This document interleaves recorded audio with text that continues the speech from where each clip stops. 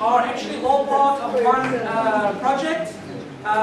This is called the LifeSource project, and we have 4 of the students who worked as part of this project. They of course will explain to you what LifeSource is all about.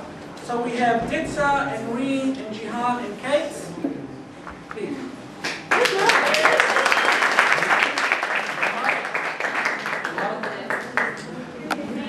Hi everyone. We are a joint program, so we are representing the Arava basically. We did a research project that examined the public perceptions on water management in Israel and Palestinian territories. Each one of us worked in a different region. Now we're just going to present ourselves and then we'll start the slideshow. So my name is Titsa. I'm from Jerusalem and I worked in a Jewish settlement in the West Bank called Efrat. My name is Reem, and I'm Palestinian from East Jerusalem, and I work in the West Bank in Yatta, basically. My name is Jihan. I'm from Jordan, and I worked in the Aida refugee camp, which is near Bethlehem. My name is Kate. I'm from San Francisco, California, and I worked in 3 kibbutzim in the Arava Valley. Now we're gonna begin. It's like a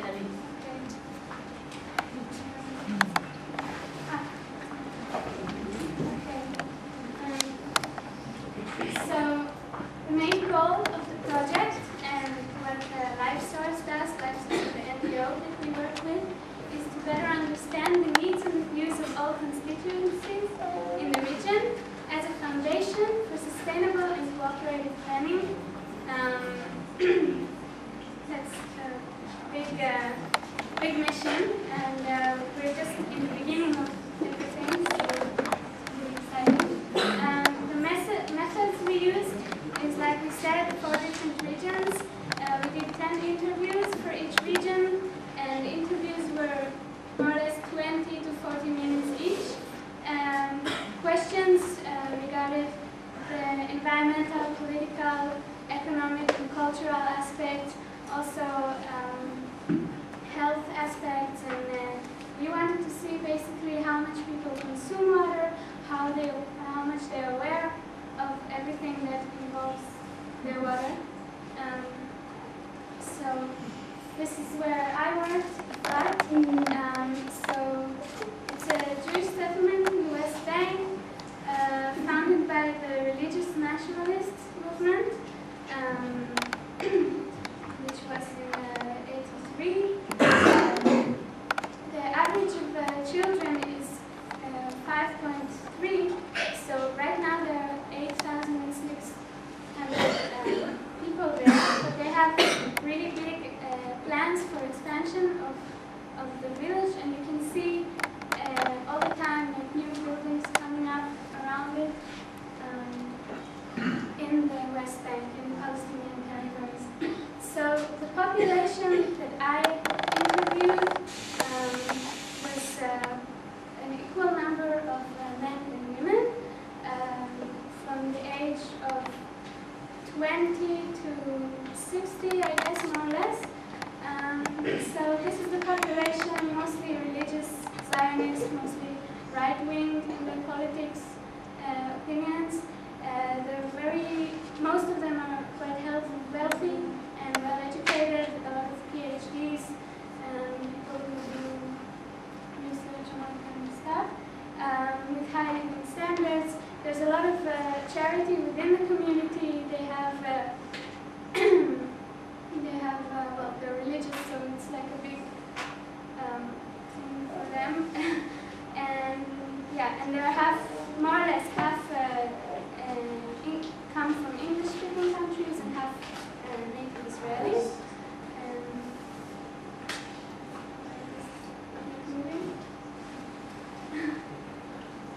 Okay, so water and flood. All homes are connected to the water grid, which is supplied from the wells from Africa and the West Bank. There's 100 dunam of public gardening areas inside Efrat, and that doesn't include people's private gardens who also use water. swimming pools you can see sometimes when you walk around. So I had 5 hypotheses. One is that people who don't experience water shortage take water for granted, and I have some quotes later, so you can see. But basically, I asked a lot of questions about how much do you consume in a month, or how much do you pay, and most people didn't know the answer because it's not something that they are worried about. People with strong political views have very little awareness to the water distress of the Palestinian neighbors. This one, I'm not sure, it was about half and half. Those people who didn't know about these things were really, they were like ignoring it. Just they go in these areas all the time on the way from Jerusalem to their home and around, and they just don't ask themselves these questions. Do my neighbors have enough water? And people in Efrat expect and fully rely on the government to take care of their water supply. I guess this is something that you can say about all Israelis, because we never experience water shortage. Even when our water basins are low, we still get water on tap. So people are not really aware of how much they consume, and they don't use these questions. So people with strong religious views tend to rely on God to save them in the case of water shortage. Now, this is something that also it was one of my hypotheses, but I didn't get like the clear yes or no. I guess there were some people that mentioned God in the context of like, you know, everything will be okay. They are aware of environmental hazards and water contaminations and stuff like that, but they don't really act to save water from themselves. I didn't see any water systems or water recycling